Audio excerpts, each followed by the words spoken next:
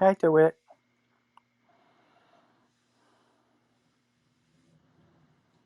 Just getting started here. Hello, Hi, Victoria. how are you? Nice to see you. How's your Yeah. flight? Who, Victoria, was that for you? Or? Yeah, she just landing. She just Oh, literally okay. landed, but Oh she my wanted God. to be around. Okay, good. It's so Great. nice hearing you. Yeah, I just been so busy.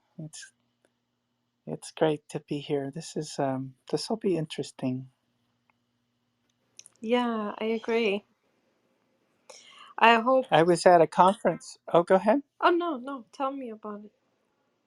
Well, I was at a conference, work related, and I had a speaking engagement, and it was just really kind of interesting because it's been a while since I've actually done an in-person on-stage speaking engagement. So, Oh, how um, did it go? Did you enjoy it? oh, it went just fine. You know, all this time in Clubhouse really refines your public speaking skills. But when you're actually on a stage and there's live people in the audience, it's fun because you just want to get closer to them, engage with them, and you get to see their reactions and look in their eyes. So did you approach it somehow differently than before Clubhouse? Like Oh, how? definitely. Well, Yeah. I've noticed that even just in conference calls, you know, I treat I used reset the room in a business call the other day too. But it's just yeah, it's kind of interesting.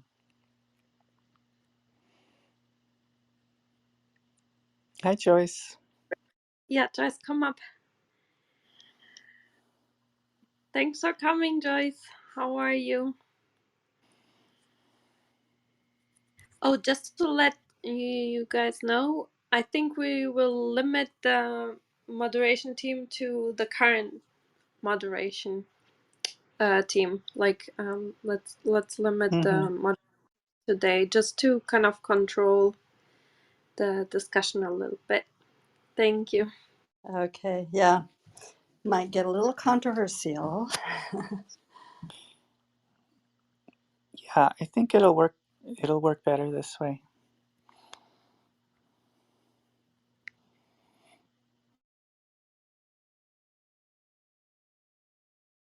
Yeah, how is everyone today? But Joyce, we speak a lot lately. How are you? Yeah, I'm good. Yeah, I just had good news about my app today. I was getting concerned that some people were having trouble beta testing it, but then today someone came over to my house, a relative, and we got it to work, and so I'm happy. Well, that's wonderful. I'm glad to hear that. Congratulations. That's big news. Yeah, if anybody wants to beta test, contact me and let me know. It should be interesting. Yeah, if you have an Apple, you have to have an Apple Watch. Yeah, I'm interested. I have an Apple Watch, so let me Okay, know. great. I Thank will. you. Thanks.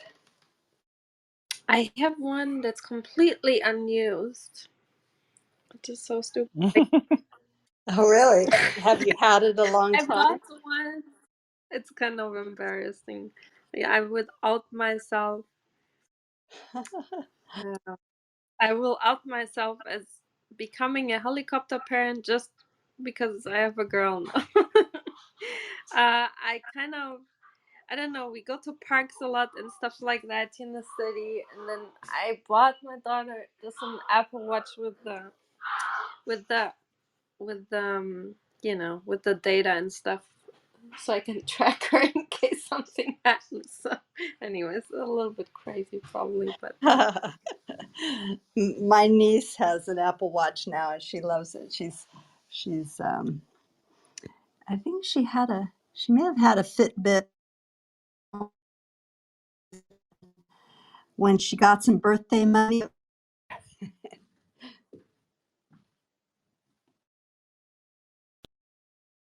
I'm still a ways off from those things. I'm not sure. I'm close to somebody who has one, and it's kind of annoying. So I'm not sure I want to go there. It's convenient though. I mean, I was only getting it for research purposes really, but it is kind of convenient when sometimes you don't have your phone with you and you get a message on your watch and you can talk on your watch. But I can understand sometimes it might be annoying if someone's always looking at their watch.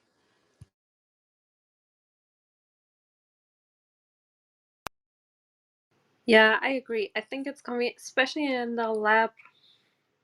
Like, if you cannot take everywhere your phone, like it's really good because I got so many complaints all the time that I would miss like messages, calls, the school from the kids, and it was always my husband getting it because I used to to work in a lab where signals from the phone can interrupt basically the cell signals, like so. Yeah, it was not good. Hi Heidi, welcome. Thank Hi, you for coming. Heidi. Just to remind, the unmute button is all the way on the bottom right. If you press the little, Oh, yep, yes. perfect. Thank you. I have not been on Clubhouse in a while, so thanks for your help. Yeah, thank you so much for coming. We really appreciate it, and we are really looking forward to it. And we Yeah, have a few minutes, so we'll start on top of the hour. okay, Yeah, great, and everyone feel free to share the room if you feel like it. I'm doing the same in the meantime, and yeah, we're looking forward to this discussion. Thank you. great. And folks have the slides if they want them, so I can just talk. Yeah, we pinned the link to the slides on the top of the room, Great, and so the audience will be able to follow along. great. Thank you.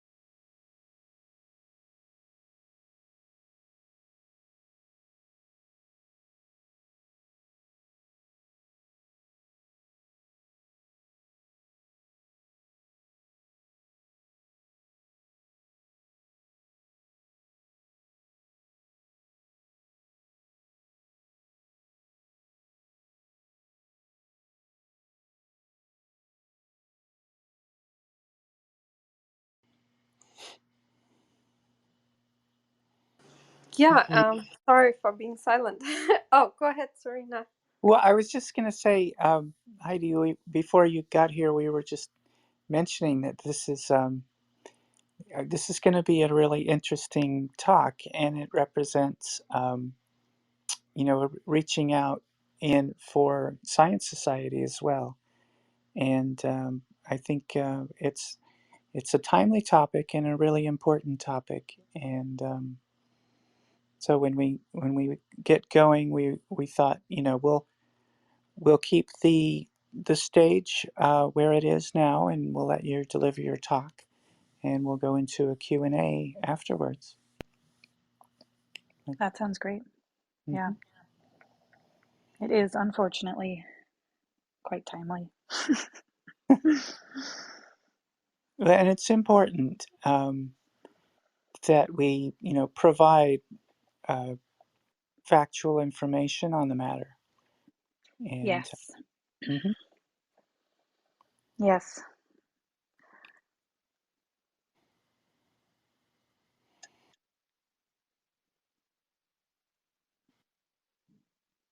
And we also thought it was good to keep it as a public health information talk and not a debate. Yes. Yeah, I think most of the orientation to how I've put this talk together um, is sort of oriented to a scientist or public health audience, sort of bringing abortion into the space of this is a health service. It's a reproductive health event, and it's situated squarely within. Um, there's overwhelming evidence on safety and effectiveness, and so it's not a political topic; it's a public health topic Yes. that has been politicized. Very unfortunately. Yes. Yeah, so I think we can start, and yeah, I appreciate everything both of you said, and you know, um, I think it's really wonderful and important the work you do. But before we start, I want to welcome everyone to the Science Society, and of course, a special welcome to you, Heidi, and let me introduce you here before we start so people get to know you a little bit and what you do. So Dr. Heidi Moseson, she's a senior research scientist in Oakland, California.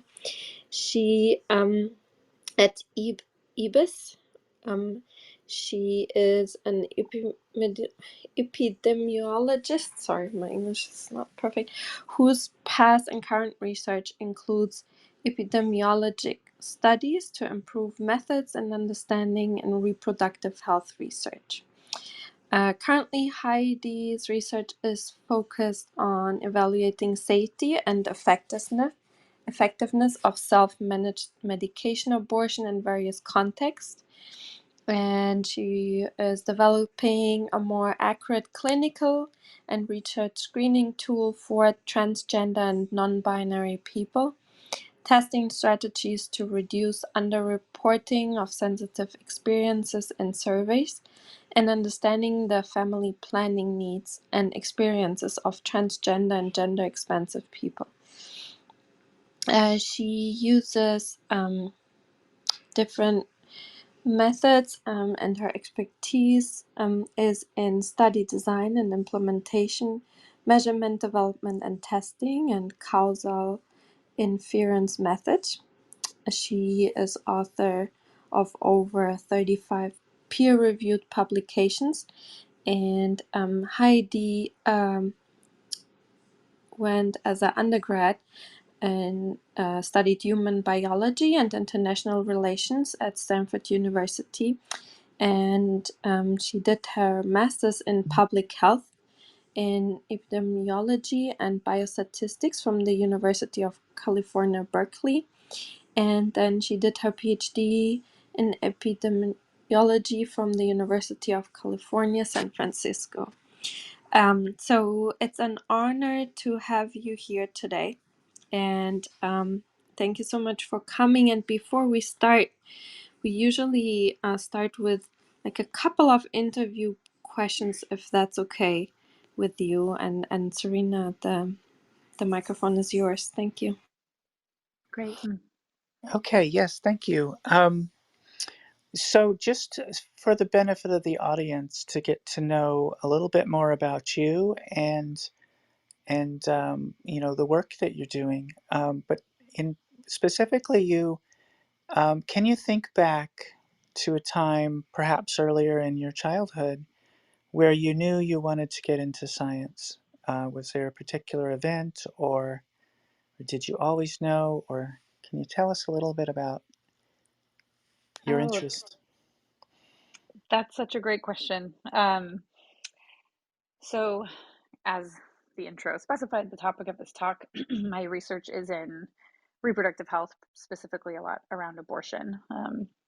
And I'll say, growing up, I thought I wanted to be a medical doctor and providing care to patients. My mother was an immigrant abortion provider, which shaped a lot of my worldview around abortion. But as I progressed through my schooling, I think I realized I felt in medical provision there was this great sort of one-on-one ability to impact an individual's life, but I became more and more drawn to sort of population health science approach and thinking about what impacts populations rather than thinking exclusively about the individual level.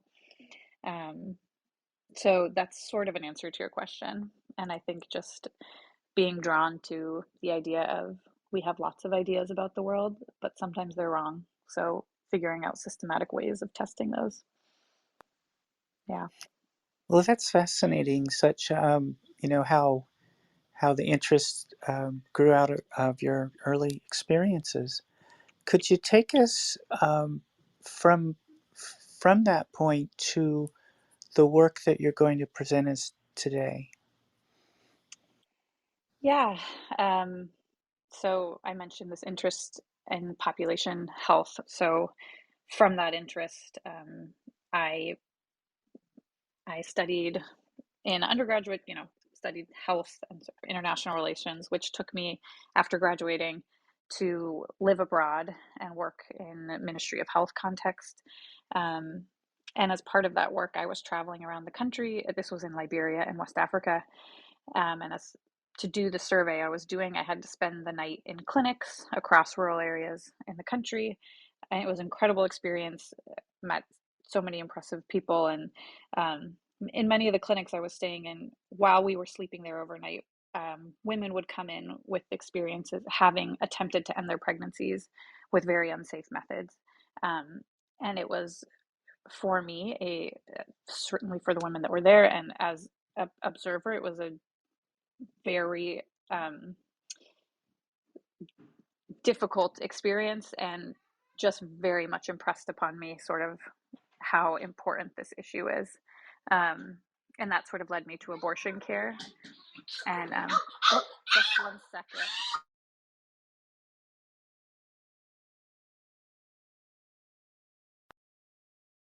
Yeah, I can relate. My kids, I in the background are being put in beds, which is not always the easiest task of the day. So we'll we'll wait and I'm so sorry. I'm back. yeah. Right, I was just Um, saying, in the background, my kids are being put to bed, so it's not yes, always the easiest time of the day. it was my youngest running in.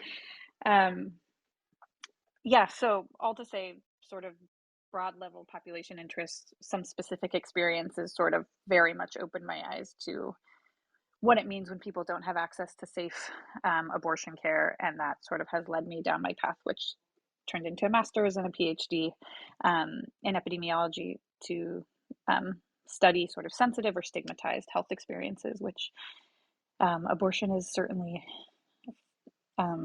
a sensitive and stigmatized health experience given the world that we live in.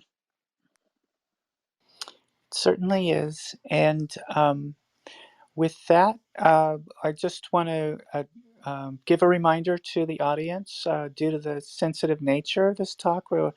For the content of the talk, we'll keep the stage to where it is now, but then we can open it up for Q&A at the end. And so with that, Heidi, the mic is yours. Thank you so much. So all of this is my first Clubhouse talk, so thanks everyone for bearing with me if I do something wrong. But my understanding is that the slides I'll be talking from are posted up at the top of the session. So if you'd like to follow along with visuals, please find those there. So again, my name's Heidi Moseson. I use she, her pronouns. My official title is I'm a senior research scientist at IBIS Reproductive Health. I'm based in San Francisco, California. I'm really thankful to all of you as organizers for inviting me to speak here. So I am an epidemiologist by training. That's what I did my master's and PhD in. And the organization where I work is a nonprofit research organization with offices in Cambridge, Massachusetts, Oakland, California, and Johannesburg, South Africa. And most of the research we do focuses on sexual and reproductive health. So the talk I'm going to give today is much broader than what I usually give it as a scientist, and probably broader than what many of you give, rather than just presenting backgrounds, methods, and results from a single study or analysis, as I would usually do. Because of the moment we find ourselves in the United States and in much of the world, and sort of these monumental and catastrophic legal restrictions that we're seeing roll out across the country, it felt important to take the opportunity to zoom out a bit, and sort of summarize the public health research that we have on abortion in terms of basic epidemiology, in terms of safety, incidence, etc., but also what we know about the impact of abortion bans. And particularly the area of research where I work most intensively is on safety and effectiveness of non-clinical methods of abortion. So primarily when people use pills outside of clinic setting on their own. You've probably heard this referred to as self-managed abortion. And this is like an increasingly the safe option for people as clinical care is further and further restricted across the country. So I want to name, like, I don't know the knowledge each of you bring to this space, and I imagine there's a range of familiarity, so maybe some will be too broad for some of you, but hopefully there's enough detail here for everyone. So I'll talk for about, I think it'll take me just 30 minutes or so, and then there's time for Q&A at the end. So moving to slide 2, again, I'm going to talk just a little bit what methods of abortion exist in this country, what do we know about safety and effectiveness, framing abortion squarely as a public health issue, talking about where we are in the US, how we got here, what we know from the research about the public health impact of some of the legislative changes we're seeing with regard to abortion, and then sort of what's next, and hopefully leaving with you some thoughts for those of you who are scientists interested in science, sort of what the research gaps are, where there are challenges, and how to hopefully leave each of you as scientists and researchers from your various disciplines thinking about what you can have to say about abortion and what the science tells us about abortion. Okay, so slide 3, abortion 101, if you will. So I want to just start with abortions are extremely safe procedures with very few medical adverse effects. Indeed, at any gestation, abortion is safer than pregnancy. There was a definitive 2015 study of about 55,000 abortions that took place in the state of California and determined that major complications occur in less than 0.5% of abortions at any stage of pregnancy. And complications, which we measure as any additional care received, including a visit to an emergency department, occur in approximately 2% of abortions. There was also a landmark report from the National Academy of Sciences in 2018 that looked at decades of clinical, epidemiologic, and social science evidence and concluded that abortions provided in the United States are overwhelmingly safe and effective. So to give you all a bit of grounding in what abortion entails, there are medical and procedural methods of abortion. Both are recommended by the World Health Organization, the American College of Obstetrics and Gynecology, and other professional bodies for abortion. So sometimes you hear people say induced abortion, and that's to distinguish from miscarriage, which is otherwise called spontaneous abortion. When I say abortion, I'm talking about induced abortion. So what type of abortion you have or the protocol for it varies depending on how far along the pregnancy is. So for pregnancies less than 12 to 14 weeks, the recommended procedural method is called manual or electric vacuum aspiration. It's a simple procedure which uses suction of a syringe to remove the pregnancy tissue from the uterus. A thin tube is guided through the cervical opening into the uterus. The syringe is attached to the tube and used to remove the contents of the uterus. It takes less than 10 minutes. So that's sort of procedural abortion. Then there's medication abortion, also called abortion pill or abortion with pills. It involves either one medication, which is misoprostol, or taking 2 medications together, which is misoprostol in combination with mifepristone. And these medications cause a process that's very similar to a miscarriage. Misoprostol is usually dissolved under the tongue, and mifepristone is swallowed. Both of these regimens, misoprostol alone or with mifepristone, are safe and highly effective. They will end the vast majority of pregnancies, well over 95%, without the need to do anything else. So I'll tell you some more about that later. Later in pregnancy, the recommended procedural or surgical method is called dilation and evacuation, which uses vacuum aspiration and forceps. Sometimes medications can also be used later in pregnancy, and are sometimes used in combination with the procedural methods. So moving to the next slide, slide 4, just to present some models of abortion care. So people access abortion through and have preferences for a wide range of models of care, including clinic-based models where that's available and desirable, which includes abortion care, instrumented or medication provided by a clinician in person at a permanent clinic or a mobile clinic. Or so that's like you go to a clinic, you have your abortion in a clinic, you go home. There's also remote clinical provision through telemedicine, where you meet via video with a physician and take your first pill over video and then complete the rest of the medication abortion at home. There's also pharmacy access. People can access medication through a pharmacist or drug seller with or without prescription. And then there's self-managed abortion, which I mentioned earlier. It can be defined as any action a person takes to end a pregnancy without clinical supervision. It can be completely on their own, getting the medication through a pharmacist or online. It can be reliable information from non-clinical sources or non-clinically trained counselors like websites, safe abortion hotlines, or through feminist abortion accompaniment, which are grassroots networks that provide information, support in person or on the phone, and an enabling environment for people to self-manage their abortions safely. So next slide, this is the graph of abortion is a common experience globally. So in terms of incidence, many people around the world have abortions. This graph is from a 2020 study done by the WHO and the Guttmacher Institute based in New York that sought to estimate abortion incidence. It's like a 1-year look. And they looked at 1-year incidence across different regions. So globally, they estimated the annual abortion rate to be 64 abortions per 1,000 women of reproductive age, which roughly corresponds to 73 million abortions globally each year. And I think something that's important to think about as we're seeing more legal restrictions in the US, which ostensibly are to reduce abortions, this study that looked across regions and countries found there are no appreciable differences in the abortion rate between countries where abortion is legally protected and where it is criminalized. So making abortion illegal can change the safety of abortion, can change how and where abortion takes place, but usually when people need to end a pregnancy, they will try to find some way to do it.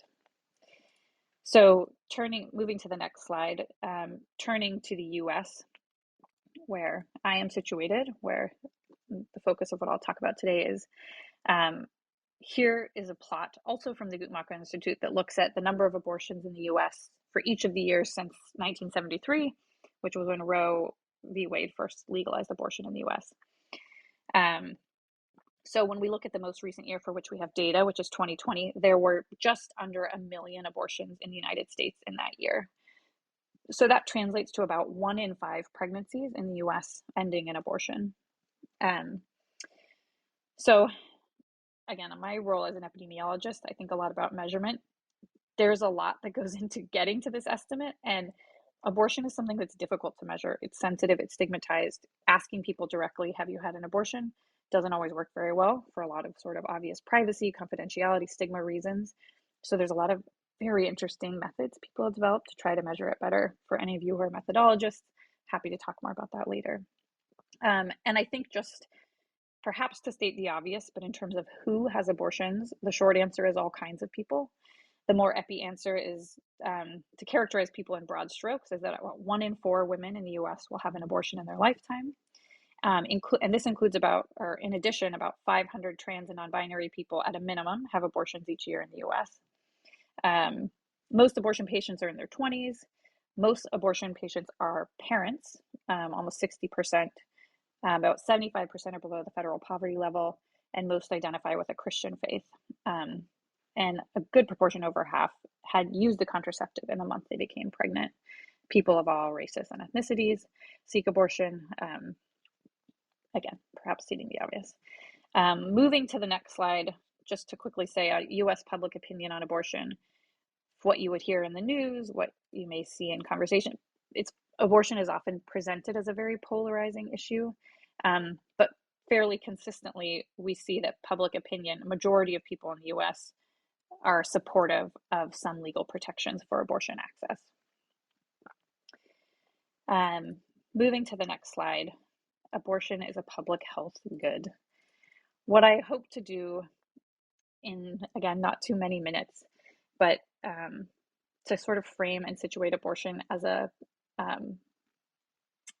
essential health service and a common health experience in people's lives.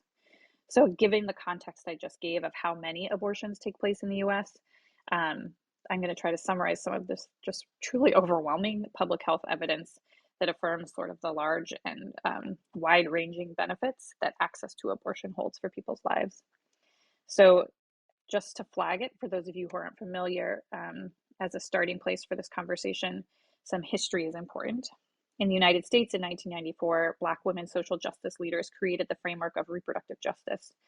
Reproductive justice is a movement that's firmly grounded in human rights principles and sees abortion and other reproductive health services as resources that everyone is entitled to, such as healthcare, education, housing, and food. It's a contemporary framework for activism that holds the following principles: that people have the right not to have a child, the right to have a child, and the right to parent children in safe and healthy environments, free from many forms of state violence, state interference, etc. And abortion is a key component of ensuring that these rights are met. So I want to talk here about, there's been some seminal epidemiological and social science research that's measured the effects of obtaining or being denied an abortion over in the acute immediate term, and then also over years following the ability to obtain or not obtain an abortion. These benefits of obtaining abortion include dramatic reductions in pregnancy-related morbidity and mortality. So when you think about, for those of you that are scientists, there's this concept of the counterfactual. What would happen if something else didn't happen? So when you talk about abortion, when you deny someone access to abortion, it's not just like, well, they stay the same. It means that they will continue a pregnancy, and that pregnancy will end it somehow, whether it's through birth or not. For most people, it results in giving birth. So now, while abortion is extremely safe at any gestation, pregnancy confers a relatively high risk of death or temporary and permanent inabilities or disabilities, particularly in this country, in the United States, where we have high maternal mortality and morbidity and shameful disparities across racial and ethnic lines, where Black birthing people are nearly 3 to 4 times as likely to die in childbirth. So denying someone abortion care directly increases risks to their physical health and safety. Beyond reducing the risk of these sort of pregnancy-related morbidity and mortality pieces, there's also a lot of robust research that looks that people who get abortions have an increased ability to set and achieve educational, career, and family goals, greater likelihood of escaping poverty, better developmental outcomes for their current children and children they go on to have over subsequent years, increased likelihood of leaving abusive relationships, and much more. And we see these same results consistently across studies of different designs. So just to delve into one on the next slide that says the Turnaway study. This is one of a really seminal study and what we know about abortion, receiving or being denied an abortion over time. So this study, the Turnaway study, was led by PI Dr. Diana Green Foster, who's a demographer at UCSF, and a team of a lot of really brilliant researchers. I've been privileged to work on analyses and publications from this study in my doctoral training and since then. But the Turnaway study was a prospective study that utilized a sort of pseudo-natural experiment-esque regression discontinuity design that took the fact that there is variation in state gestational age cutoffs across states in the US. So in some states, you can get an abortion to up till 20 weeks. In some states, you can get it till 24 weeks.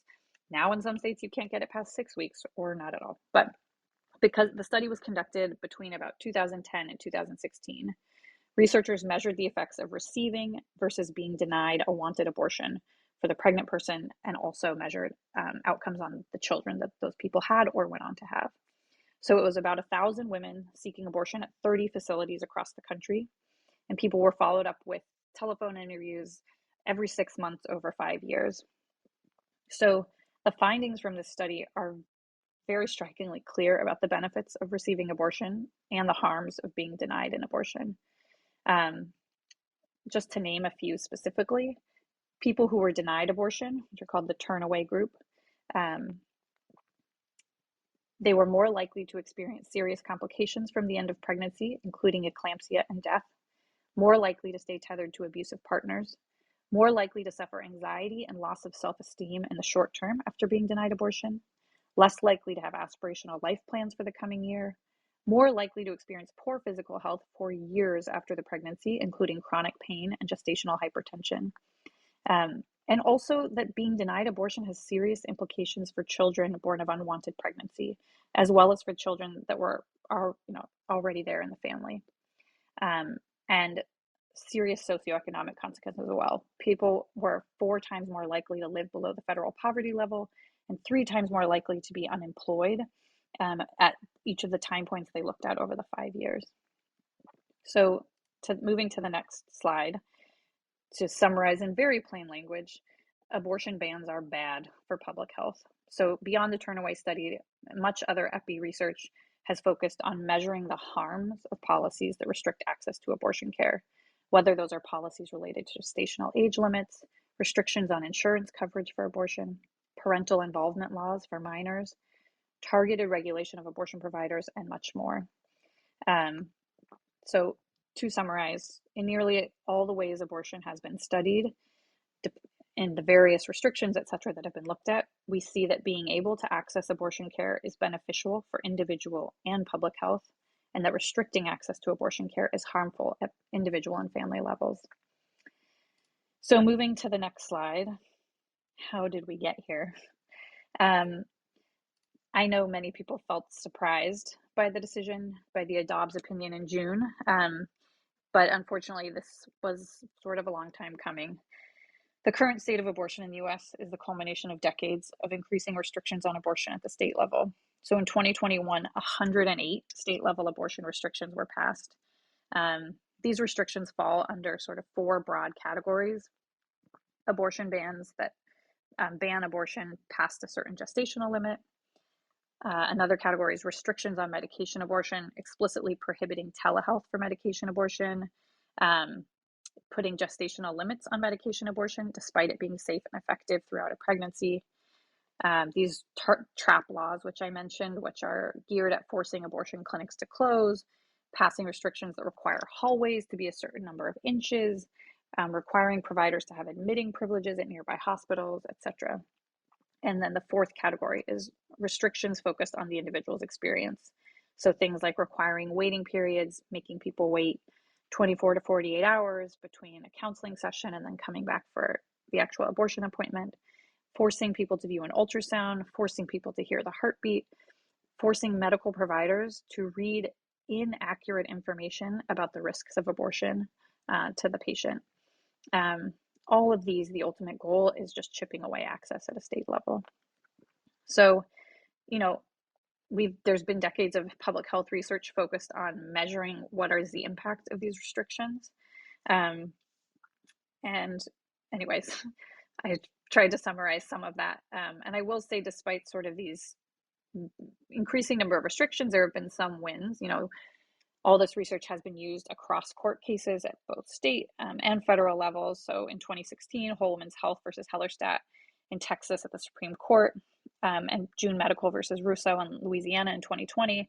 In both of these Supreme Court cases, the Supreme Court ruled that state-level abortion restrictions posed an undue burden on people seeking abortions and were ruled unconstitutional. And these were great, encouraging examples of the use of research in informing these decisions and policy. Both of those cases heavily cited public health research documenting the harms of the laws and the opinions.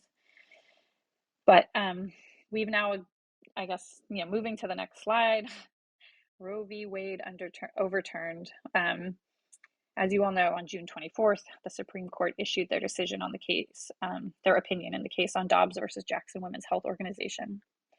And this was a case brought by Jackson Women's Health Organization, the sole abortion provider in the state of Mississippi, and it challenged Mississippi's 15-week ban on abortion as unconstitutional. The ban was actually passed in 2018, but was under an injunction, so it wasn't allowed to go into effect. But in the ruling on this case, not only did the court's conservative majority hold that Mississippi's 15-week ban could go into effect, they overturned Roe v. Wade and Planned Parenthood versus Casey, which was the 1992 decision, arguing that the US Constitution does not confer a right to abortion and giving full power to regulate abortion to the states. Again, I'm sure you're all aware, the decision was widely condemned by civil rights organizations, reproductive rights organizations, the UN, the World Health Organization, professional, medical, and public health bodies such as the American Medical Association, ACOG, as well as world leaders in the European Parliament. So where are we now? This slide, sort of with the map of the US here, depicts this sort of patchwork state that's in constant flux where we are now. With the overturning of Roe v. Wade, states hostile to abortion access no longer need to slowly chip away at access via things like waiting periods and guidance on the width of hallways for abortion clinics. They are fully empowered to pass abortion laws that not only ban access to abortion, but also criminalize people seeking abortions or those who support them. In the week since the Supreme Court opinion was issued, they've been chaotic, particularly in states with what we call trigger laws, which were abortion bans passed in states written to go into immediate effect in the event that Roe v. Wade was ever overturned. So clinics in these states have had to rapidly close out of concern for legal repercussions as these laws are argued in state courts. Sometimes they're able to open for a few days when there's an injunction, only to close again. And in the interim, people who need abortions are forced to jump through tremendous logistical, financial, and emotional hurdles to try and obtain an abortion with constantly shifting availability. The clinic access really is changing almost day to day. So this map is from the Center for Reproductive Rights, which is, I think, kind of the most up-to-date resource for tracking this in real time. This is from a few days ago. The states in dark red that you see here have total bans currently in effect. Lighter red are hostile. Either bans have not yet gone into effect, or they have a 6-week abortion ban. And then those in yellow are states with laws protecting or affirming the right to abortion. And those in blue are those that have passed legislation to expand access, such as providing state insurance coverage for abortion, allowing for telehealth, and expanding the cadre of medical providers beyond a MD to include PAs, NPs, etc. So on the next slide, where are we headed? I think, again, we're going to continue to see shifts. I think we see that all the states in red no longer have clinic-based access to abortion in the coming months. So this sort of shows a density plot of how far, like where there will be gaps in care. So I think graphic is from the New York Times here, and it shows the decline in legal abortions once clinics in red close, with black representing a 40% decrease in legal abortions. And it's hard to know the long-term impact on other reproductive health or broader health issues these rulings will have. Already, people are being criminalized or threatened with criminalization for having an abortion in these states. People are being denied timely care for miscarriage and ectopic pregnancies out of an abundance of fear of criminalization or penalties for the providers and healthcare systems that are receiving people in these conditions. And people are being denied treatment for other health conditions which are treated with potential abortive facets, such as people with rheumatoid arthritis are being denied their methotrexate because there's concern they might be using it for an abortion. So to lean into a specific example of a restriction, a severe restriction where we have more data, this slide depicts Texas's law. This sort of data can provide some guidance for the impact on total abortion bans on abortion experiences and trajectories. So almost a year ago now, on September 1st, 2021, Texas Senate Bill 8, SB 8, went into effect, which at the time was the most restrictive abortion bill in the country. The law bans abortion upon detection of embryonic cardiac activity, which can take place as early as 5 to 6 weeks after a person's last menstrual period, and before many people know they are pregnant. The law also permits almost anyone to sue abortion providers and others who help someone obtain an abortion after the stage of pregnancy, and it has remained in effect since it was passed. So many of you may have seen this graph, which was from a New York Times article. The article was titled, "Most Women Denied Abortions by Texas Law Got Them Another Way." But the reality behind this graph is far more complicated. First, research from the University of Texas at Austin documented that in the month following implementation of SB 8, the number of abortions in Texas fell by half compared to the same month in 2020. And to note that even while many Texans may have gotten abortions, there's still a dramatic decline in abortions from March of 2021. It's also important to remember that just because people, so you see some of the area here that includes people who requested abortion pills online to be mailed to them. But just because people requested these, it doesn't mean that they all were able to obtain those pills or use them. And yes, while many people traveled out of state, travel is not an option for people who have childcare responsibilities, elder care responsibilities, adolescents who can't leave home, and so many more people. Not to mention that among those who traveled, most went to Oklahoma, where now an SB 8 style law is in effect there, and virtually no abortions are happening in that state either. So the distances people are having to travel are just increasing constantly as these sort of deserts, access deserts, increase. And I think critically, this graph, while it has so much important information, minimizes the tremendous effort that people working on the ground, whether in abortion funds and clinics at the grassroots level, to ensure people get care. So it's like Herculean levels of work that are going into getting people to abortion care. And it's frankly unsustainable amount of time, effort, resources, coordination, and money that should not have to be expended for access to a simple and very safe medical experience. I could go on, but maybe I'll just continue. So moving to the next slide, I'm going to focus in more on self-managed abortion. So I defined at the beginning that self-managed abortion is any action a person takes to end a pregnancy without clinical supervision. So this could be completely on your own. Again, it could be with counseling or support from sort of these trained counselors or volunteers or feminist groups in a variety of different ways. And again, in the US, we're hearing increasingly about self-managed abortion in the media as people are, there's now a vacuum where the state is not providing clinical care in so many states. So people are left to either travel to another state or to self-manage their abortions. I think it's important to note that self-managed abortion is not new. People have been self-managing their abortions well before we had clinical abortion care. And it was interestingly, as a tidbit on medication abortion, it was pregnant people in Brazil who actually first discovered that misoprostol could be used as an abortifacient. It's originally a drug that was developed for stomach ulcers and had a warning label on the side that said, don't take this if you're pregnant because it'll cause a miscarriage. And a bunch of people who didn't want to be pregnant were like, I wonder if I take this. And they found out that it worked, and it's now gone through clinical trials and now been very medicalized. But it was actually first discovered in this sort of self-managed context. So I'm going to talk to you now a little bit about what we know, some of the research on self-managed abortion. And much of this research comes from countries where abortion has been very legally restricted for a long time. And in these countries, there are community-based organizations and activist networks, often called accompaniment groups or safe abortion hotlines, because they accompany people through an abortion. These groups provide people with information and support on how to safely and effectively self-manage their abortion. They usually recommend these WHO medication protocols. It's the exact same medications you would get if you went to a clinic, taken the exact same way. It's just people are doing it without an MD telling them to do it. They're doing that with information or counseling through these non-clinical folks. So there are a lot of people try to self-manage their abortions in a variety of ways, including herbs, some physical trauma, some very unsafe methods, such as physical trauma or ingesting chemicals, etc. But what I'm going to focus on is medication abortion. So people who end their pregnancies using these pills. So very importantly, I think, due to all the research that has been done, there have been, the WHO in March of this year revised their recommendations about medication abortion to sort of fully endorse self-managed abortion as a safe and effective option for ending a pregnancy.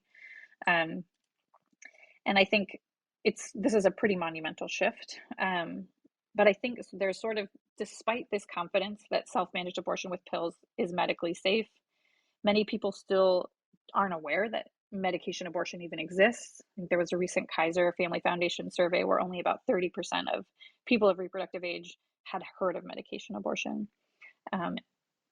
And it's also, even if people are aware of it, they might lack sort of the technical or medical literacy to navigate accessing these pills in the US context right now. And for those people who do know about it, are able to access it, there's legal risk that really remains. Specifically, as I mentioned, many of the abortion restrictions that are going to affect explicitly criminalize people. They don't just try to ban abortion, they impose punitive punishments, criminal punishments for anyone who supports someone to access a medication abortion or any abortion.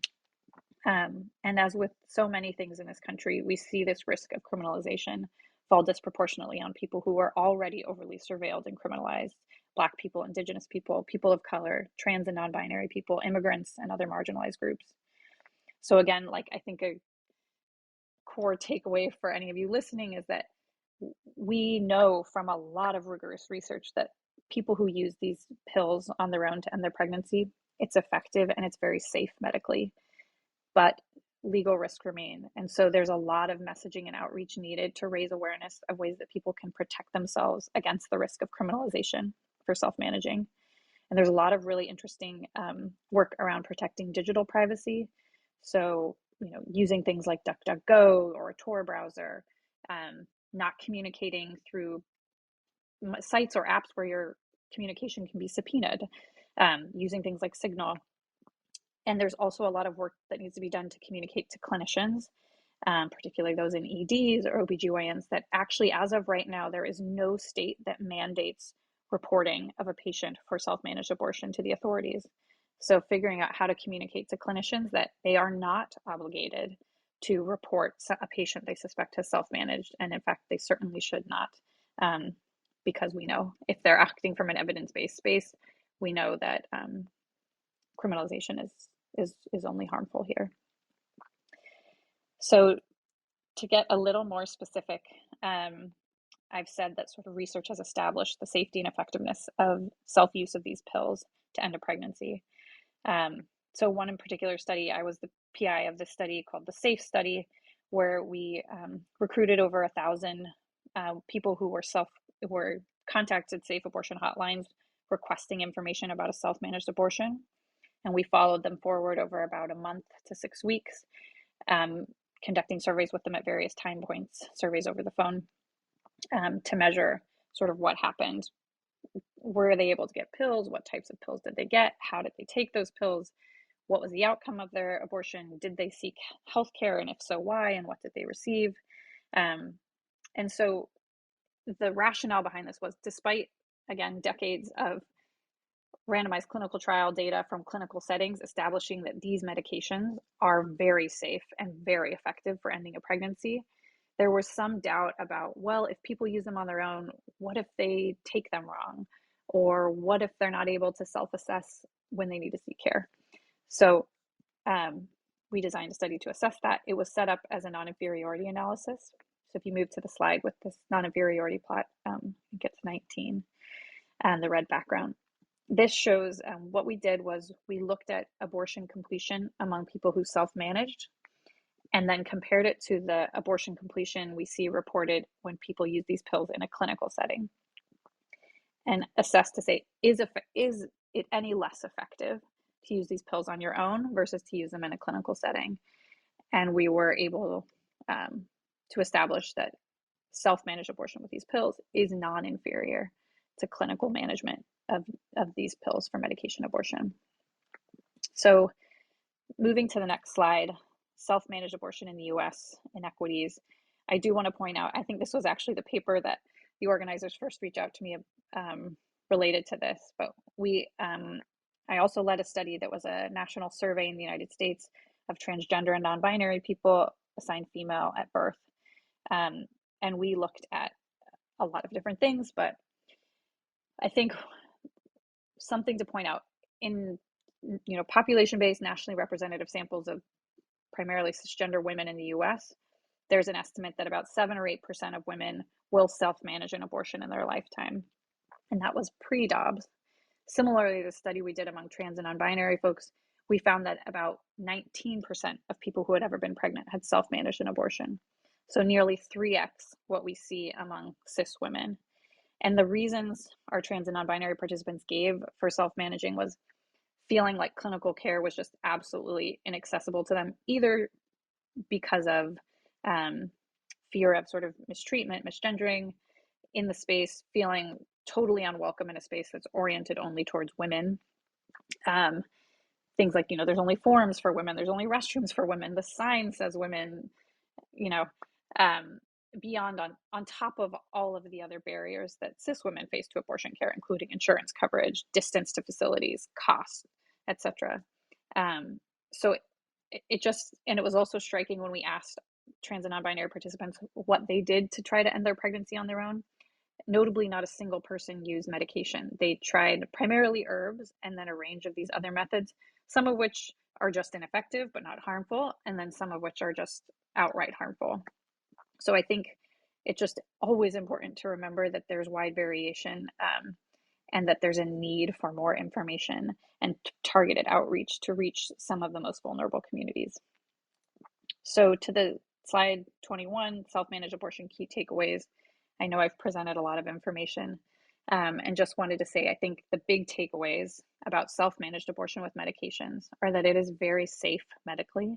It is very effective. It's about 95 to 99% of people will be able to safely end their pregnancies with just the pills. The FDA approves medication abortion for use on label up to 10 weeks, but there's a lot of research demonstrating that these pills are actually very safe and effective through later into pregnancy.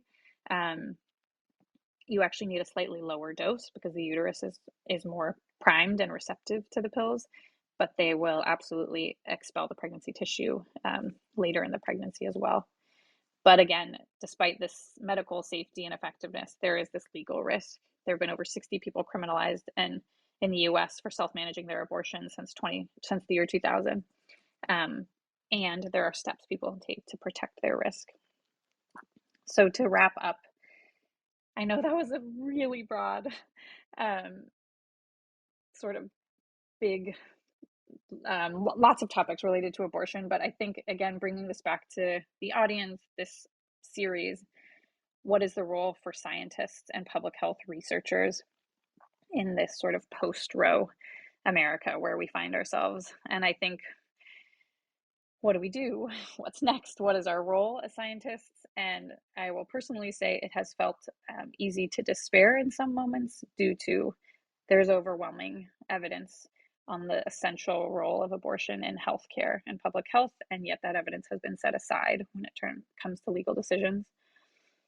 But I think, indeed, though we know that we broadly understand what the harms will be of these legal restrictions, I think one of the roles of public health researchers as scientists is to continue to measure what we're seeing, to document the harms so that these harms don't become invisible.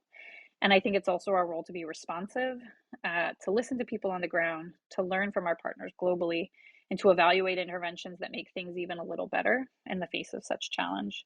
And again, I think if this is a broad audience of scientists, just to really emphasize, there is rigorous, rich, vast quantities of science measuring the benefits of abortion and the harms of restricting access to abortion.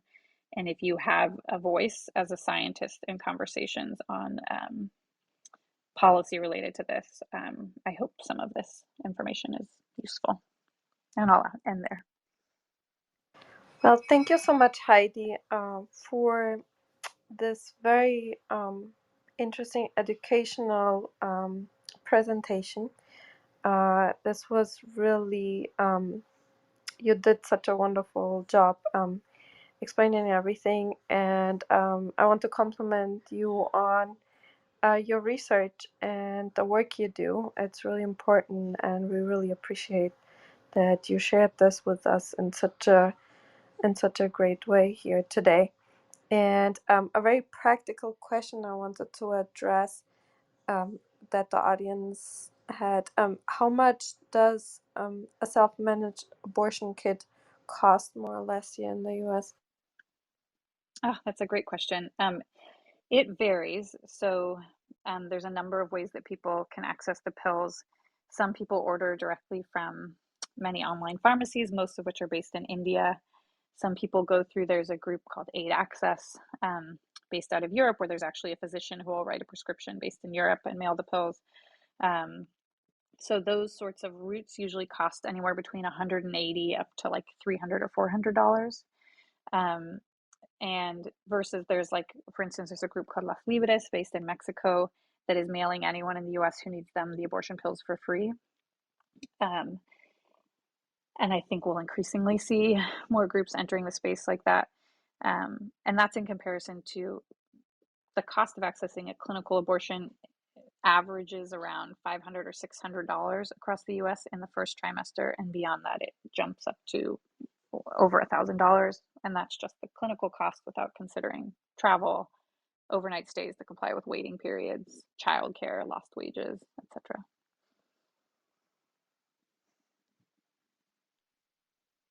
Yeah, thank you so much. And I really, you know, I really was impressed by the amount of research that is already there. Um, so my question is, um, what it's probably not scientific. So how do you think is the best way we should talk about this? Like, how can you advise us how we should communicate the research to people, so people know, I talk about the facts, and that this is a treatment women need access to, and so how, what's your advice? How do we educate Yeah, people? it's a good question and a big question. Um, I mean, so much of the conversation around abortion in the US and I think everywhere gets lost in this debate of like, well, is it a life and is the fetus a life? And I think in many ways that's a red herring, because it's not it's just about it's about bodily autonomy. It's about, I think no one denies that the pregnant person is alive and is a life. And I think my recommendation is sort of focusing on the research and the science. I'm happy if there's a space to share resources. There's like annotated bibliography came out of the all the air portion, what they've measured and people's lives, that I think make the points pretty clearly and powerfully. And I also think in terms of use for op-eds in local papers, national, regional papers, within your departments. I mean, I think we're each, depending on where we're situated in the country, we'll see changes in our own healthcare coverage and what we're able to access and what our universities or institutions are covering. And I think even at those sort of very small levels, your organization, for those of you who work in, companies or industry, like what is your organization doing? What is covered for your staff? Making the case there in those spaces, as well as sort of in the broader public conversation. Yeah, thank you so much for that advice. And I want to open up the questions for Serena. I know Victoria, she might not be. Joyce, please go ahead. Yeah. Yeah, I was going to ask about um, the report I heard that sounded like it was just terrible, even for people who had miscarriages. Like in one case, the woman was told the fetus was not viable, but she had to wait to see if she got worse. So it was threatening her life. The doctors were afraid of getting put in jail. And so they had to tell her, well, go home until you get worse, like your fever has to get higher and so on, waiting for her to become septic. How damaging is that going to be in addition to all the other issues? Thanks. Very damaging. Yes, unfortunately, I mean, from the day these individual state bans have gone into effect, when the Dobbs decision came out, even before some states had changed their laws, we are hearing from our OBGYN colleagues and friends and just every single I mean, just across the country, this is happening. People are coming in with miscarriages or ectopic pregnancies. They're being left to bleed for hours in emergency rooms, not because the providers have any doubt as to what is needed care-wise, but because people are very afraid of losing their licenses. So many of these state laws um, require stripping a clinician of their license to practice if they're found to be in violation of these laws. And because these laws are written by legislators who are not medical doctors, um, they're very vaguely worded, and there is a lot of room. And also knowing these laws are not based in science, there's a lot of concern that they will be enforced, as we have already seen over the past 20 years, not as intended, but to sort of punitively um, deter physicians and make them feel less safe about interacting with someone who's pregnant. And the people who've drafted these laws say that's not the intent, that medical societies will sort this out. But we're seeing cases of patients being told to get on planes and travel to another state for care, but being warned and given guidance on what to do if they go septic and go into shock or pass the pregnancy on the plane. It's like truly abhorrent, just outrageous situations that people are being put into because of concern about how these laws will be interpreted.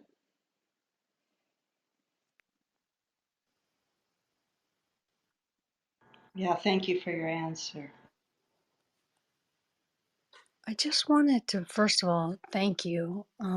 Incredible presentation and report. Really important. Obviously, incredibly timely.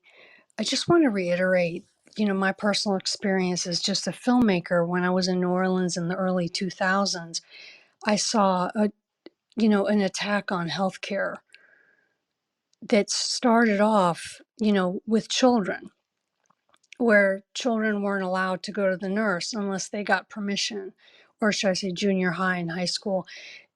They were stopping children from going to the nurse and getting access to health care. No HPV vaccines. For prisons in Louisiana, they would refusing to even um, allow men to have condoms in prisons. So it was a broad attack that just started with really hindering access to healthcare. I was making a documentary for an organization that was teaching young women about prenatal care, and they were telling me how hard it was even for young women to access healthcare. So if you could address how this really has a broad, not just abortion, which is incredibly very serious and a right, but how this affects healthcare as a whole. Thanks. Yeah, absolutely. I think, yes, my work is about abortion.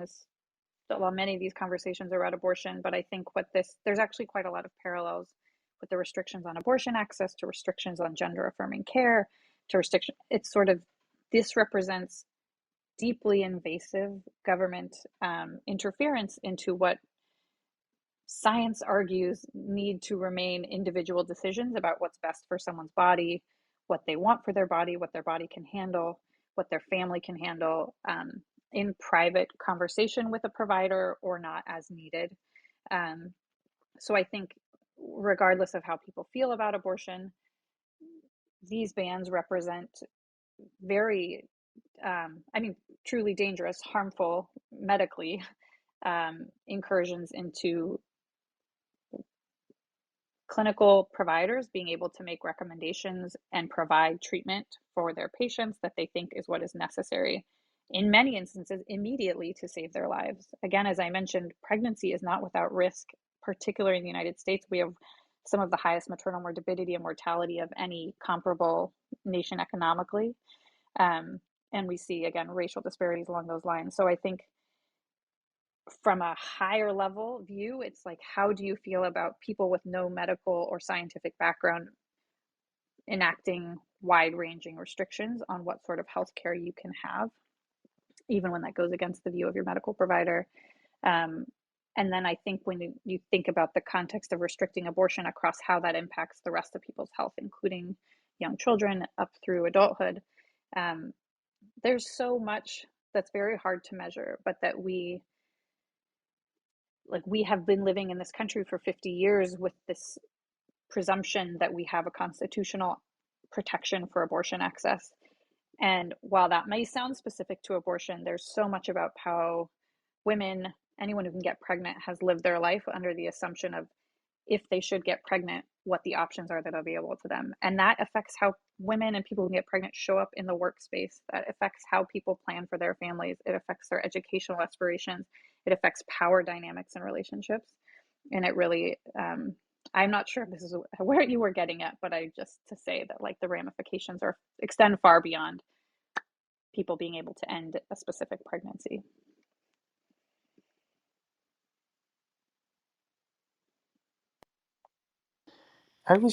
Well, I first want to thank you for your talk and just the effort put into getting this research out as a public health issue. And in terms of the areas where people are most vulnerable and restricted, um, and in also in particular to your work in transgender and non-binary cases where they in some in many cases it's a double restrictions in terms of the barriers that they face.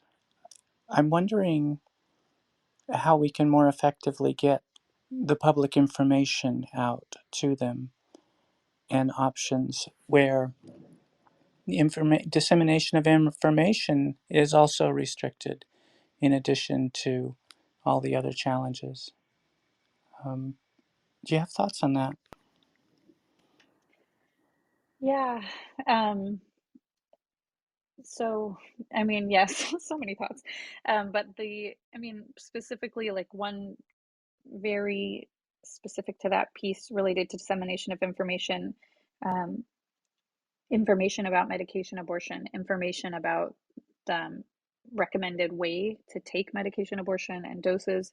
Um, there's active legislators in various states across the country right now trying to make it illegal to share information about the existence of medication abortion, about what the recommended protocols are for using them, because it is understood that people can access these pills on their own and use them to safely end a pregnancy. And people, um, so it's again this focus on abortion, these bans on abortion are very rapidly expanding beyond that to focus on provision of information and restricting what sort of information is provided.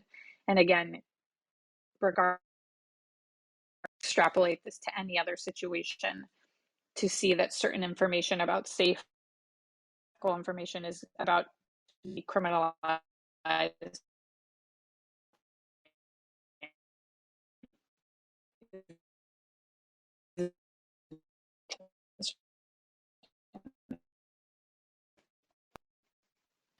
Oh, you cut out at a critical time. I'm wondering if your connection is Oh no. restored. Is this better? This is better, yeah. Okay. I think we missed the last bit of your answer. I'm not quite sure where I cut out, but just saying that again, sort of zooming out, whatever your thoughts are on abortion, the fact that we're seeing these restrictions on provision of a type of healthcare is now extending to provision on restrictions and criminalization on provision of information about healthcare, I think is very deeply concerning.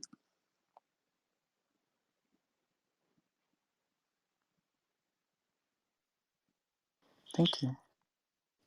I mean, if I may, would you say that education, obviously, based on what you've uncovered and people that you've spoken to, that education is key? Yes, I think education is key. And again, we've sort of expanded beyond even just the health piece of it because information is key on, you know, laws are changing. Where can people access legal clinical care? Where they can't access clinical care, what support is available to them to travel to access care? Where they can't travel, giving them access to information on safe options for ending their pregnancy outside of a clinic. Um, and then coupled with that has to be information on protecting themselves from legal risk and criminalization, because we know that people are already targeted for this, and we're going to see it disproportionately fall on people who are already the most marginalized.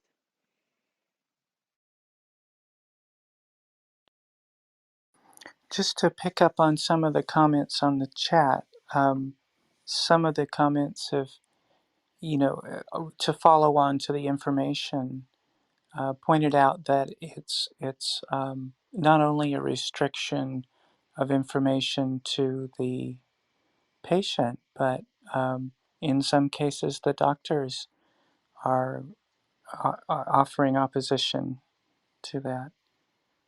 I'm wondering, in a more global context, um, how progress can be made. That is a great question. I mean, I'm sorry, I haven't been able to follow the chat, but I think Would you, we see in the yeah, US, Japan yeah, just, was mentioned. okay. Um, I think there are many lessons from other settings where, in terms of positive examples, where um, abortion is covered. People aren't required to pay out of pocket here. There's intense restrictions on coverage for abortion, where there's not interference on the provision of abortion by the state. It's left to people who are experts in pregnancy care, abortion care, to make the calls about what's needed. And again, like, we're in this wild situation in the US where there's medically inaccurate information that providers are required to read to their patients. So it enters a space where the abortion provider is saying, look, I have to read you some information that the state says I have to read you. It is not true. It is not accurate, but I am required to read it to you. And then they have to read, risks of abortion that are not actually risks of abortion. So like, that sort of interference in provision of information by providers is also just, I think none of us want to go see a healthcare provider and be forced to hear risks to our health that are not actually accurate.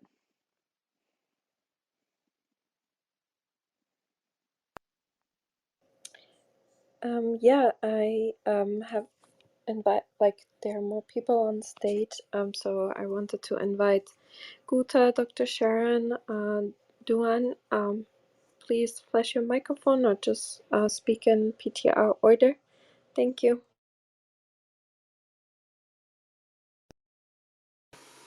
Hello, good evening. Thank you, Katarina, and good evening to everybody. I don't think I have much to add because I guess it's a subject that we've been talking for months already. But coming from Brazil and bringing a perspective from the global south, where I think it's around 43% or 39%, I'm not sure now. I used to have the precise number of the deaths between women between the age of 15 to 28 years old in Latin America, and that includes Brazil. It's because of non-access to safe medical procedure to to to interrupt a pregnancy. So I come from a perspective that it's a human right to have access to safe medical procedure, and that in that case we are talking about public health and we are talking about social justice, because the privileged women in Latin America, they go to private clinics and they have everything despite of law or anything. But the non-privileged women, and in majority they are black and indigenous women, they die. So that's just unfortunately the note I have to bring, because I find important to mention that in different societies the debate around the same issue, it can be quite different as well. And I keep saying, for us, is not only about our body, our choice. It's about inclusion and social justice and access to a human right.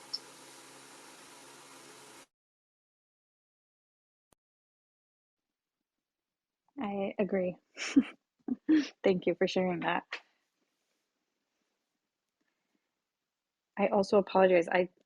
I have about 5 more minutes, but would love if there's anyone else who wanted to ask a question. Maybe Dr. Sharon or Dwayne, I see you on here. Yeah. Hi, yes, this is Dr. Sharon Smith. Someone had invited me up before. I was driving, so I couldn't, and I was just listening to. This has been such a great room. So I'm a board certified obstetrician gynecologist. I practice in Texas.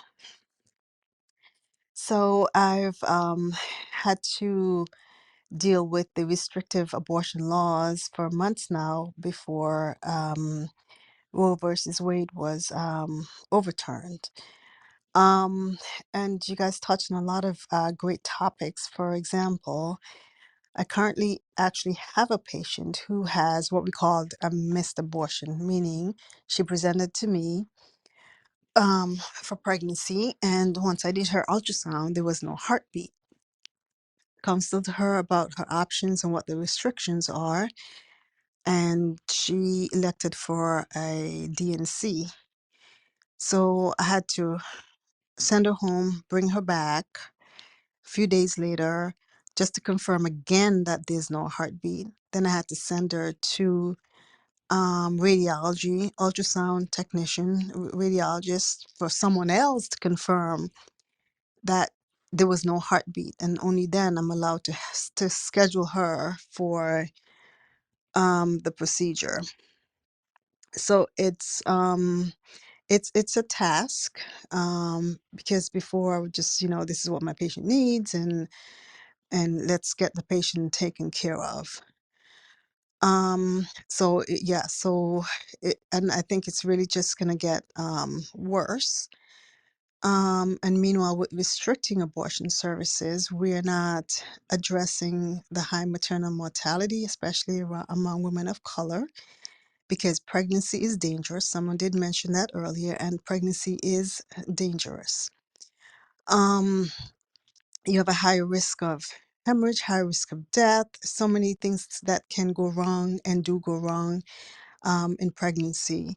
So just restricting abortion services without addressing, you know, the, basically the ramification of restricting abortion services is just not addressed. And not to mention the social impact on women and children. You're forcing more women into poverty, more children into poverty, and we don't address even social programs to help, people, women and children in indigenous or marginalized communities. So um, there's just a lot to think about, a lot to do, a lot to unpack, and I don't know.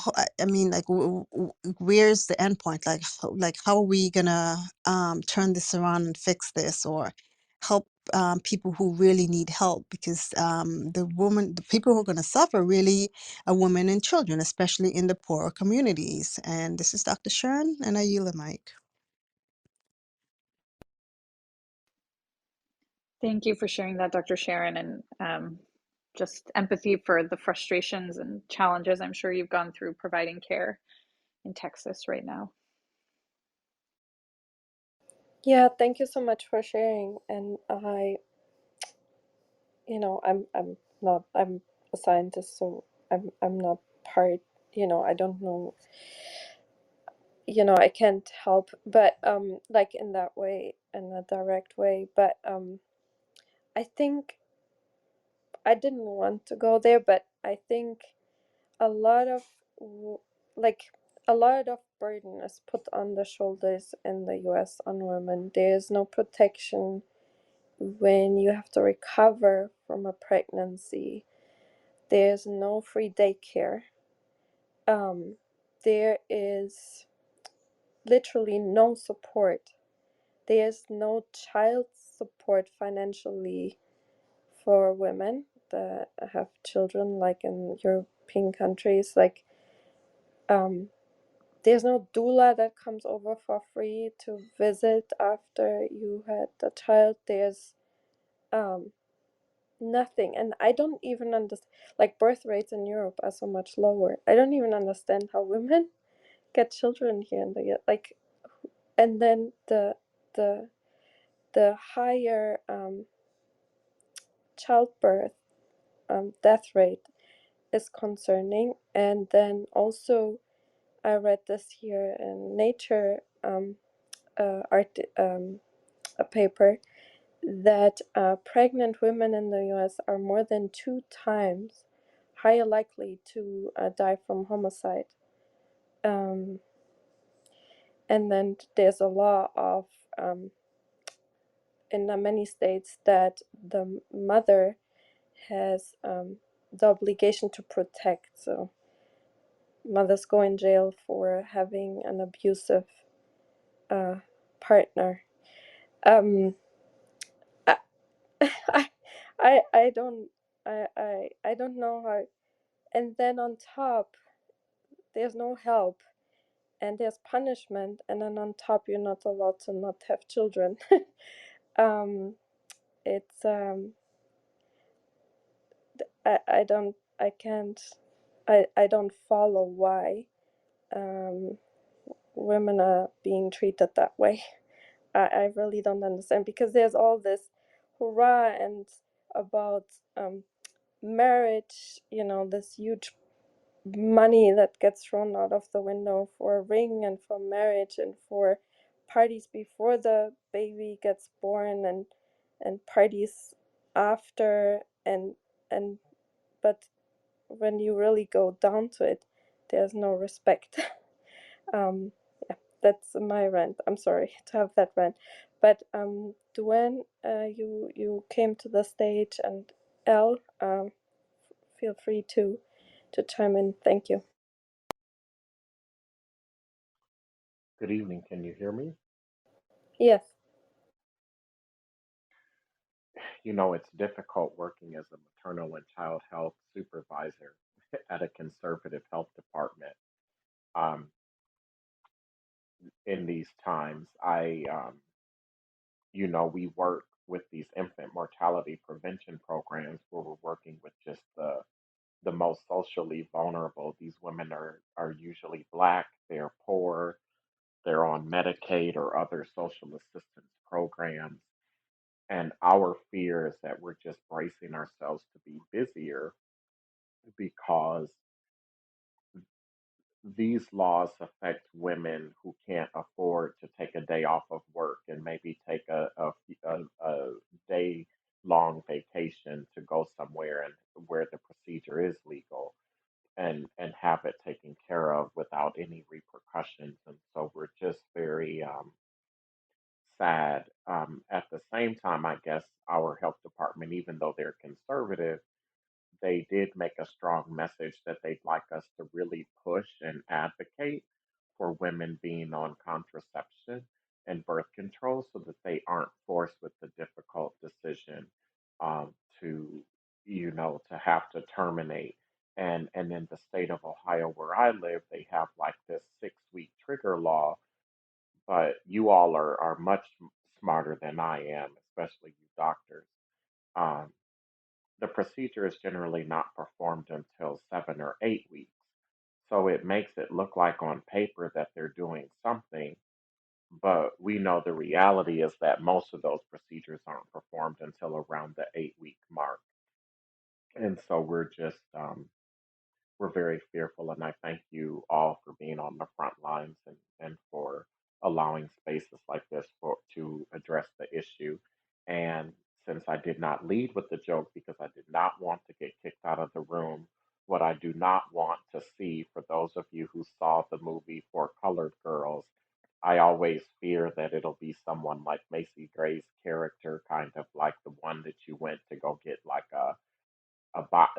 the room attracted me because I immediately thought of For Colored Girls, where the girl got the abortion and the lady, the poor Macy Gray's character had like the surgical tools and was drinking and kind of used the alcohol to clean them. And while that seemed like a joke at the time because I thought it was hysterically funny, we're living in a time where that could become the case. Um, and so my team and I are just bracing for just impact because it's going to affect all these poor women, and our numbers are going to go up. And we already experience high infant and maternal mortality rates among Black women, and I think that overturning Roe v. Wade just makes it an increased burden for them. And with that, I'll land my plane. Thank you so much, Dwayne. Really appreciate your share and yeah, and what you told us about. And I'm the same way. I couldn't believe that we would get back to this. I share your sentiment there. Hi, Elle. How are you? Did you want to comment or say something? Oh, hello, long time, everyone. Hi, Katarina. I really didn't have much of a comment. I'm actually just listening. I mean, I do have my own views on abortion. I'm not against it. Personally, I would not do it, but I would not keep another woman from doing it. Um, I guess my thing is now is more about this is it's very political if you think about it. Not it's not just about women, but it's also about those people who believe that we should have smaller government, and they believe that this this should be handled by the states, because you have to understand, like, the federal is like the big brother, the parent, when the state isn't doing what they're supposed to do. So this is where you need to encourage people to go out and vote. Like, no matter, whether it's, setting up, I know they do have mobile voting centers in certain areas, making sure there are voting locations within urban communities where they usually are not held. Just doing things like that, and just encouraging people to go out and vote, and not just during during a cycle for president, but you need to vote on your local, state, county levels, because that is where your vote counts. I know this because I come from that background, working for a county, mostly for smart city stuff, but I also used to volunteer at the voting locations and stuff like that. So instead of us, I mean, it's dire, it's sad what's happening, but instead of us focusing on the atrocities and being outraged, which we are always outraged, and we spend so much time being outraged, we need to perform more actions. And the things that are within everyone's realm in this room, depending on what country you're living in or what state that you're in or whatever, how much time you have, is to vote at to volunteer at a voting location. A lot of times they don't have enough people, or they don't have enough people to run those those voting locations. And it's nothing to get certified to run a voting location. And just to encourage others, whether in your family or in your community, just stress upon them how important it is to vote during those particular cycles. Don't wait for MTV or a celebrity to tell you to vote for president and join, get all into the sensationalism, because literally your representatives are the ones that represent the state. And if there's not enough people going out there to vote those guys out and vote new people in, then we're going to have these situations where critical legislation or critical policies are going to be removed, because there's people out there that want smaller government. And I'm just focusing on that because I don't want to take it to a like talking about race and economics and financials, just on it, whether it was, I mean, those are very two divisive things. Roe versus Wade, Brown versus the Board of Education, that's another thing that was going to be on the chopping block. But there's other things too, because people want the federal government to be smaller. And if you just look at it from that point of view, we and understand why the federal government, why a lot of stuff is in their hands. you'll see why, or you can explain why it's important for people to go out and vote for their representatives, vote for their governors, vote for their local county counselors and stuff like that. And that's all I have to say. I invited my friend Abby in. I don't know if she's in because she's actually a practicing doula, and she knows more about uh, the abortion laws and birthing laws and things that go on in the hospital than I do. So hopefully she pops in, but her profile name is Birth Babe, but her name is Abby. So hopefully she joins. That's all I have to say. I'm listening and I'm gonna get back to work. Yeah, thank you so much, Elle. There she is. She just I popped in as I said her name, the fairy godmother of dueling. She's right there below. You might have to reset the room so she'll know what's going on. But I invited her in, telling her that she should really be a part of this. So if she can answer any questions or give people more guidance about, oh, you didn't have to mommy, but more guidance about this stuff. But here, I invited her up, so hopefully she joins. Yeah, then let me take the opportunity to reset the room a little bit. So, Heidi, I just want to acknowledge her again. She is researcher. She is a epidemiologist doing public health research, and she focuses on reproductive health. Um, and the presentation is pinned on top of the room. The presentation was mostly focused on health, um, what the risks are for abortion. They are really, really low. It's a very safe practice. Um, it's a way higher risk to be pregnant, so it's a life-saving procedure. And also self-managed medication abortion are recommended by the World Health Organization and are very safe and effective. Um, the problem is accessibility, and that many women don't know that they can get self-managed abortion through this very safe um, medications that are available. And of course, the problem is that in some states now, women that access this are at the risk of being prosecuted, basically. But in general, this is a health treatment and a health access issue, and access to health treatments is a human right.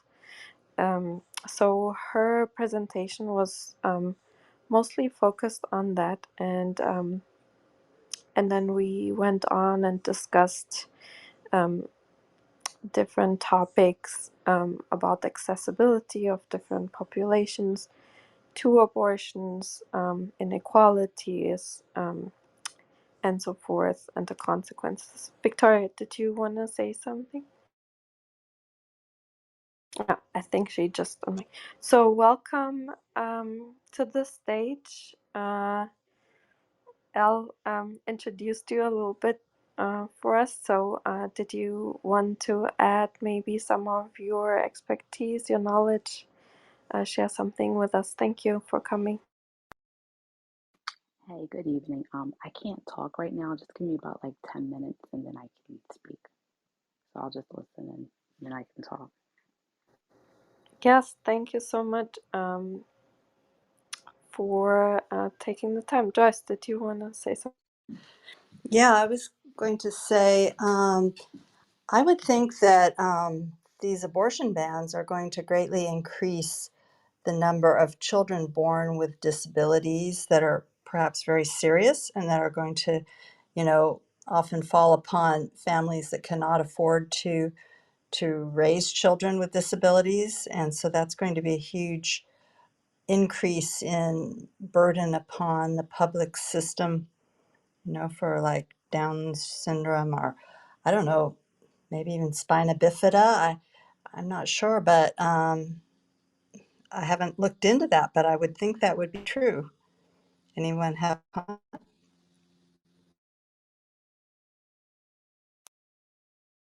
Yes, that usually happens when abortions is not accessible or criminalized. In Portugal, back in time, when it was illegal to have abortions of poor families, it happened a lot, and in some rural areas, it was kind of also shameful. So they would like hide children with severe disabilities, and they were living under horrible conditions because people were not educated and didn't have any possibilities to take care of them adequately, such as having wheelchairs and a house that's accessible or school. So I agree. People that don't have access to, elevators, wheelchairs, like all kinds of different, um, yeah, infrastructure. Yeah, that will be a huge problem, and for sure it will lead to lead them to go to institutions. Another issue is that currently women that are um, receiving cancer treatment and became pregnant or were pregnant and now have cancer and have to go on the cancer treatment cannot get abortions. And it's clear that the child is suffering and the mother is at higher risk of um, not making the treatment. That's another, for example, big current issue right now. I kind of wonder whether uh, some of these consequences may affect some of the people who have been so pro, a ban on abortion. Whether eventually some of them might change their mind about this when they get into a situation like we talked about before of, having a miscarriage and then, not getting proper treatment because the doctors are afraid to do anything. But, I don't know. Some people are so firm in their opinion, it may not change their minds. Thanks, I'm done. I just wanted to add, first of all, thank you for doing this room. Amazing. I just wanted to add that the trend that I mentioned, actually started in the 80s. So, and this has been, a long time coming. One thing I think would be interesting to discuss in the future is the exporting of these policies, because a lot of the aid that the United States provides to other countries has been also restricted to,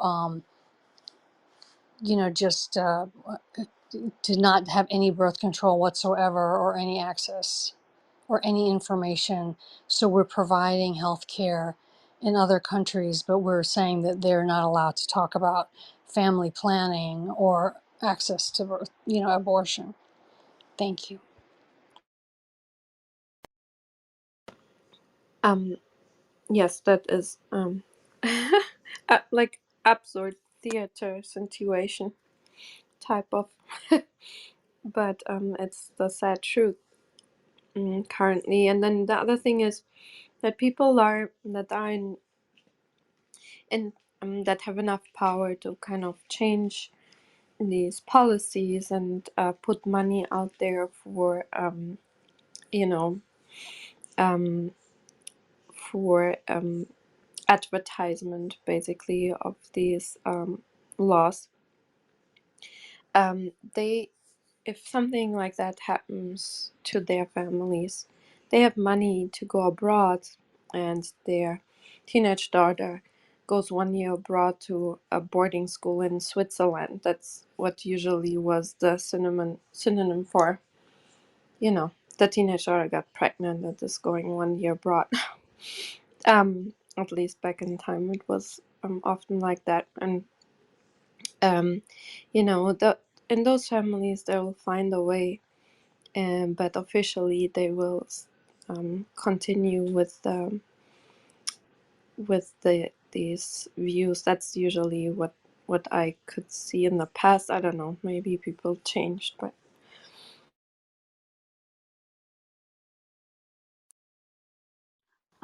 I can speak now, but I was just going to say, so I live in Pennsylvania, So right now, um, they are, nothing has changed. But what's really going to be important is going to be these primary elections coming up in November. So we have to make sure that we're voting. That way we can still protect those rights for those, um, for when it comes to these abortion laws, because there are those candidates who are running that are, especially like the Republican Party, that are, there's, I forget his name, but like he's a devout Christian. His policy is that you only have up till 6 weeks, and it's with the exception of incest or rape. I don't know if it includes if the mother's life is at risk. I'm not sure. I would have to read that policy again. So that's alarming. And then I know in New Jersey, Governor Wolf, I'm sorry, not Governor Wolf, I can't think of his name, but with the governor in New Jersey, he's even allowing people who don't live in New Jersey to come to New Jersey if they have to get an abortion and they're being protected. So I think it's important for people to know the laws, because I've been reading stories in other states where if a mother has a miscarriage, they're being charged for killing their baby, and I think it's very insensitive. I think it's asinine. It doesn't make any damn sense to me. It's our right to choose on what we want to do with our bodies. And it's just unfortunate that some of these red states have automatically said you can't have an abortion, or you can't have an abortion, and people are going to have to travel. So what does it look like for people who don't have access to transportation, or don't even have the means to travel? So I know some companies like Walmart have said they would help their employees with funds if they need to get an abortion. So I think, it's just doing the homework and knowing what your rights are. What I was wondering is, I think she mentioned that there was some organization in Mexico that was providing free abortion pills. And I was wondering if they are going to be able to do it without impunity. I mean, I would think that the state isn't going to be able to go after them in Mexico. Um, I don't know. I think some of the laws have been written, like in Texas. So even if you go to another state, say if a family member reports you and you come back, you're still held by the laws of that state. So that's why it's important, sadly, that you're gonna, some of these young ladies, I mean, if they don't have a support system or people uh, that they can talk to about this, who aren't gonna go and tell, or aren't gonna go try to send them to jail. I mean, it's just unfortunate, but like Abby was saying, that we have to try to vote and try to, I don't know, maybe support organizations that are doing something like Walmart for their employees, and try to purchase more, or either if they have like some type of philanthropic organization, do some donations, any of that stuff. But I can tell you now, though, they can be prosecuted. I know Texas is doing that. So if you go over to, what's near Texas, I think California, and perform the abortion, and then a family member knows that you went and did this because you shared with them that you were pregnant, they can report you. And that's why you need to take these people running for office to task. There is a lot of people do not know that, you can get more time for having the abortion than the person who may have raped you or committed molestation. And they did 4 years probation or whatever because they don't have a criminal record, but you have to do 10 to 15 for either aborting, or either, like some women, our bodies do, our bodies self-abort because the fetus may not be ideal for conception, I mean for pregnancy. So, I mean, does it even cover some of that? So, I mean, like Abby said, it's being aware, knowing your rights, and trying to create a community around these young women, to support them when their families do not. Yeah, because I what's was going to just be thinking, the voting, of course, that's very important. And I'm wondering, it makes me think of prohibition when it came to alcohol and how they tried that for a while and it just was a failure and they eventually.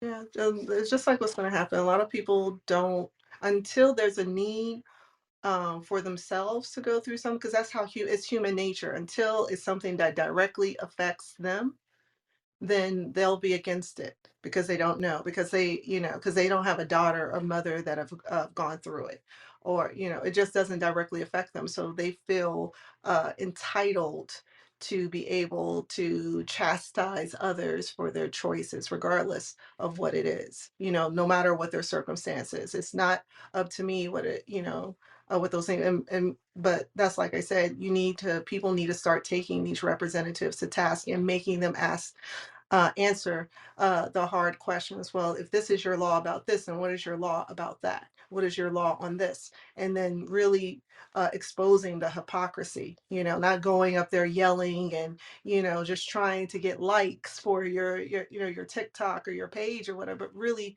being, when you go after these guys, making sure you're informed, making sure you know the laws, making sure you know what outlets to go and share this information.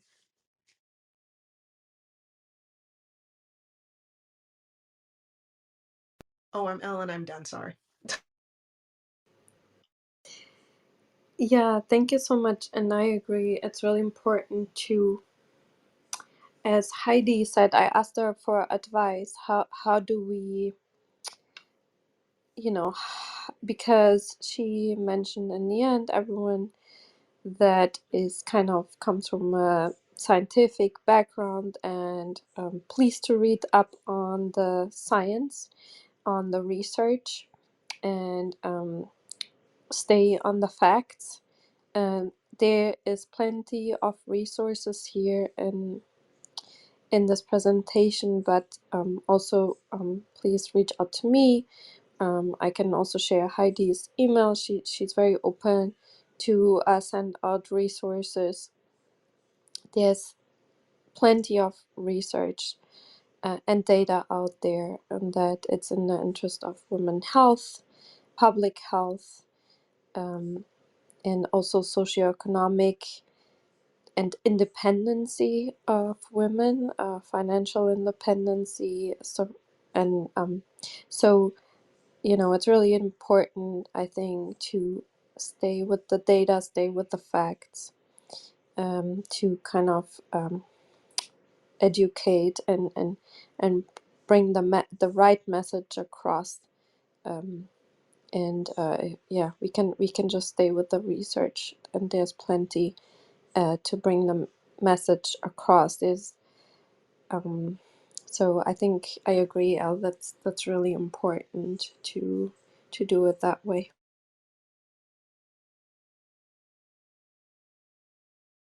So in the meantime, again, I just wanted to mention again that for for most states, the medical abortion option is still there, and is and people, so every other type of abortion, medical doctors and everyone else has to report, or they will be in trouble with the law, basically. So everyone that knows about it and in these states will, if they don't report it, they will get into trouble. But this is not true for the medical at home abortion for many states still. So I think that's really important to know. And they are really not expensive, and they are very, very safe. So yeah, if you know somebody that needs this, um, yeah, go ahead, Elle. Mm.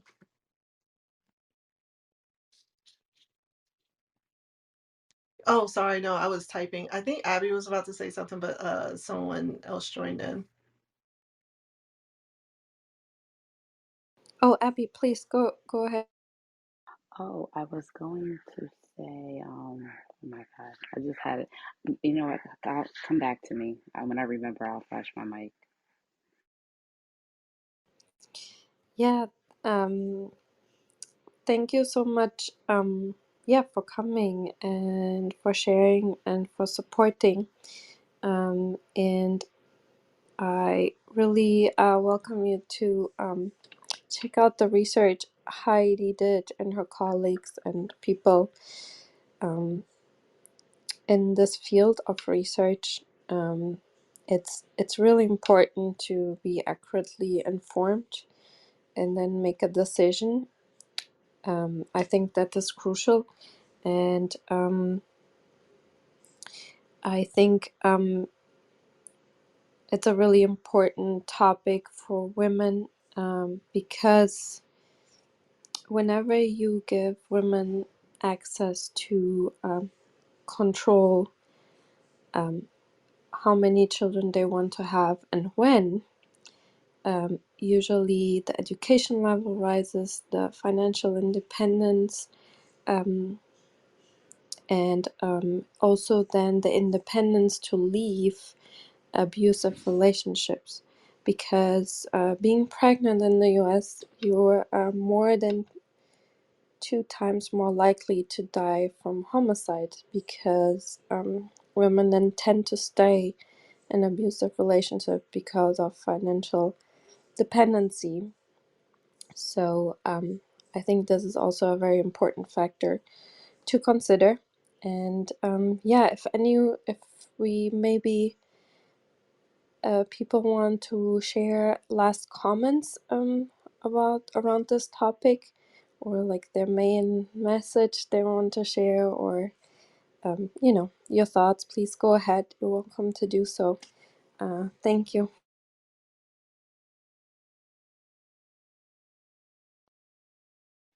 I was just going to say that I think we're going to start hearing stories about people or young women and girls having unsafe abortions, like trying to do it on their own.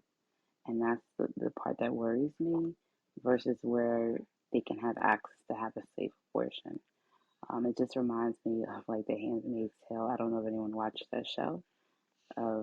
It's kind of like we're going back in the 1950s, so it's really unfortunate. And I try to give people as much information as I can, because I definitely do support those who want that option. If they want to have an abortion, I definitely support them in that. I don't want anyone to feel like they have to do it on their own without the proper resource and knowledge.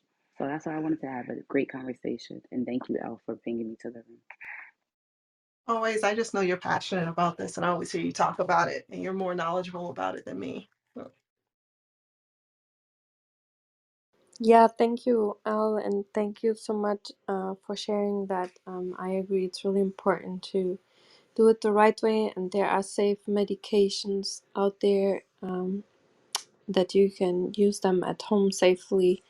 So please use that, and if you know somebody that needs those, or knows that they don't have access otherwise, please pass this information along. And also the presentation is open for everyone to share the link. So yeah, please share the information along. And yeah, I was Serene. gonna just say Yeah. too, like just so y'all know, it's not illegal to share this information. I know some people are concerned about anonymity and if somebody comes after them and about this, like this falls under the Freedom of Information Act. You can always share this stuff out and not feel guilty about any type of recourse occurring. I mean, there's information on the out on the web about how to build a bomb, or how there's manifestos out there. So, I mean, if people can go out their way and post that stuff and it not be taken down, then you can post this and share it out without being worried.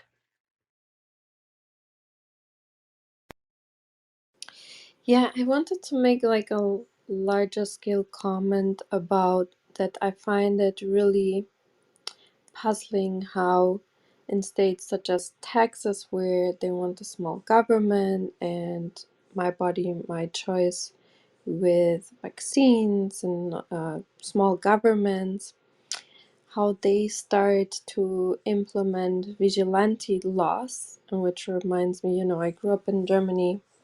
There was still East Germany with the Stasi and a lot of vigilante laws going on. How does that make sense, and why are people not concerned that this is kind of a first step towards medical information being used to prosecute people criminally? And this is a really high step towards uh, controlling personal lives and with a vigilante law. And I think that's really concerning, and I think not just women should be concerned, men, everyone should be concerned, because this is a really big step away from um, what usually I think people identify with the US and freedom, and also that your health data should be private. And yeah, I just wanted to add that point. Um, thank you. I think I also want to add um, a comment in at that level as well, but just about the importance of the priority of it being a safety issue and a health issue, and how that can sometimes get lost and with either whataboutism or a philosophical or an ideological argument. And there is a standards problem. No one would argue, for example, about the importance of improving automated self-driving safety because it's a safety issue. It's a health issue. Um, and comments about worrying about AI taking over, are just not even admissible. It's a safety issue. But when it comes to the information about a public health, um, it turns the stomach personally when the discussion goes to these more vague and abstract philosophical points. It's a safety issue. It's public health, and I just wanted to comment on that.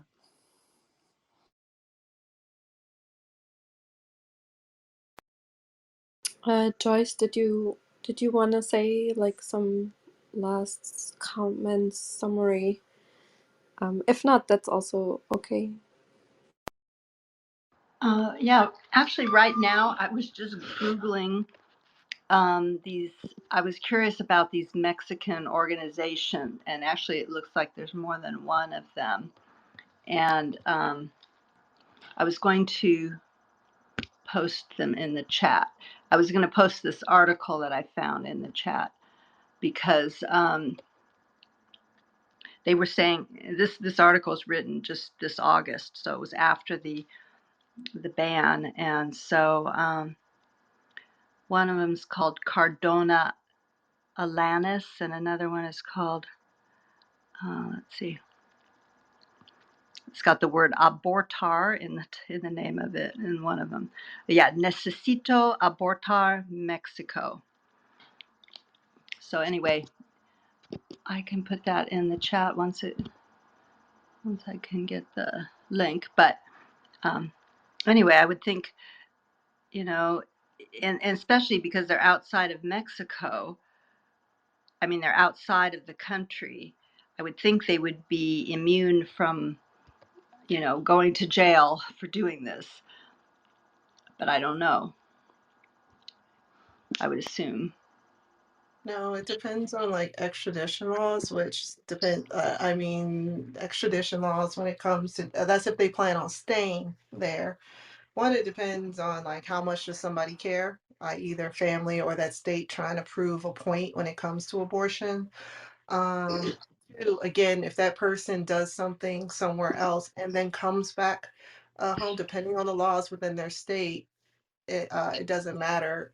That's how Texas wrote theirs. Doesn't matter where it occurred, you are still liable for it. And it's not like, and the thing is, you may not get jail time, but they may try to civilly or financially uh, go after that person by giving them a fine that they cannot afford, which is also another form of financial imprisonment. But I think of the extradition laws as being related to the federal level. I don't know if Yeah. Texas could force the extradition Yes, from Mexico. Mexico has to agree to it. But Mexico's not going to fight the U.S. government on it. I mean, they could say, no, we don't feel like it because it's going to take a lot of man hours to do it. All of this has some type of financial trail going to it. Like, someone's going to make money off of it. It's like that judge, the private prison system and the judge, the Cash for Kids. Abby, you should remember him because it took place in Pennsylvania in, I think, Lancaster, you know funneling kids to the prison system. There was a financial gain to that. The more kids that were in prison, the more money per head that people were making. And it wasn't just that judge. The same thing with this, the abortion stuff. There probably, there will be money to be made, unfortunately. There's another example in Florida with the drug testing and people on social needing additional social services. They were drug testing people who needed to apply for WIC and cash because there's the stereotype that people like that are doing drugs and they're just trying to scam the system. So they're drug testing. Come find out, the financial incentive was on the representative that actually pushed that because his wife actually was the head of the drug company that was doing the testing. And the only reason why they found that out is because he was busted with cocaine, pills, and other stuff on him while being drunk or inebriated. So there, if you can find the financial trail, a lot of times you can see, what's going on as well. Well, I guess we'll find out because, currently, according to this article, it's well known these organizations are doing this. So if they continue to do it, we'll know that they're able to get away with it without, I don't see so far in the article anything about fear of extradition. So I guess we'll find out. So there are two major like Brazil doesn't extradite to the US and Portugal doesn't. I don't know about other countries, but those two don't. Yeah, if you're seeking like political asylum, like Cuba and there's like certain stipulations like on why you left, whether extradition will occur. Because again, there's a financial piece to it, like how much man hours will it take? Is it even worth doing? And for Mexico, it may the other thing too is like buying of the data because I know there's going to be somebody tracking. They're not just going to freely give somebody something because if there's an adverse reaction to that, because there's still other stuff because not everybody can take all medicines and somebody might have a reaction to it that they didn't know about or have some underlying condition and something may occur. So there is like this these other what ifs that we have to be concerned with.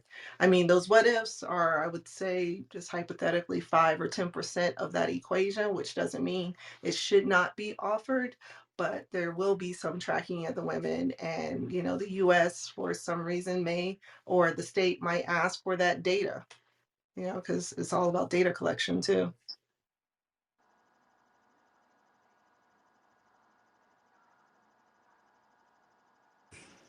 Yeah, thank you. And Susan, did you want to um, have a last comment or question?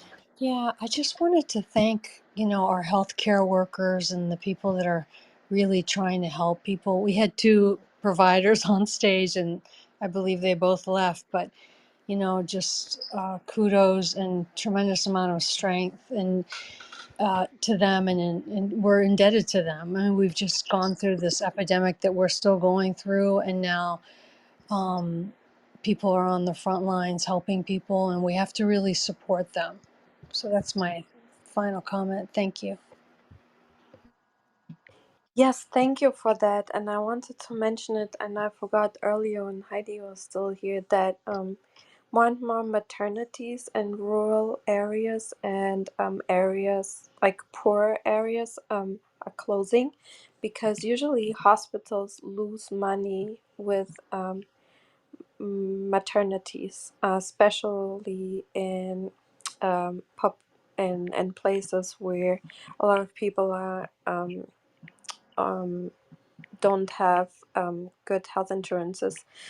So there's additionally an increase in childbirth death, and also children just being born under high risk, because the mothers have to travel for hours, maybe sometimes even get helicopters to maternities.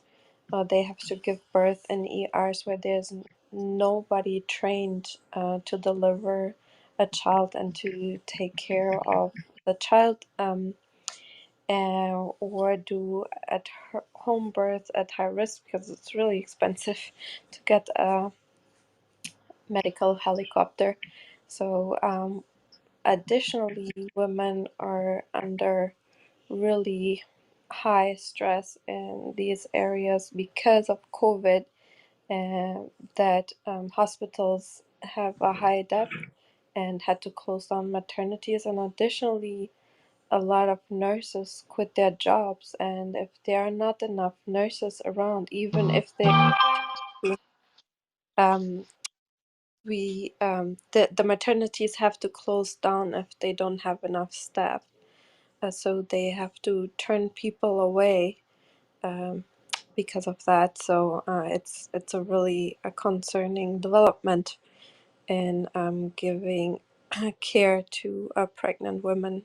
So that's an additional problem currently. So yeah, thank you everyone. I really appreciate the support, and for everyone coming here.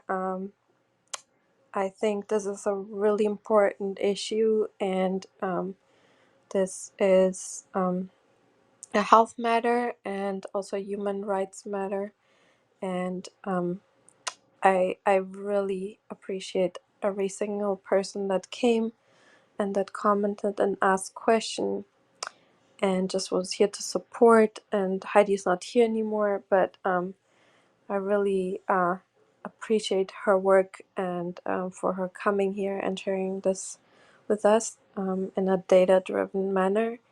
And yeah, thank you so much, everyone. No problem. You're welcome. I'm actually going to scoot out at work, but thank you guys. It was nice meeting you, and I'll try to chime in again. Bye. Thank you, Elle. Thank you. Yeah, thank you. Thank And it you. was very interesting and very concerning and Yeah, Yes. important. thank you. And very important to get the information out. Thank you, Yeah. everyone. Thank you, everyone. I'll close the room in 3, 2, 1. Bye, everyone. Bye.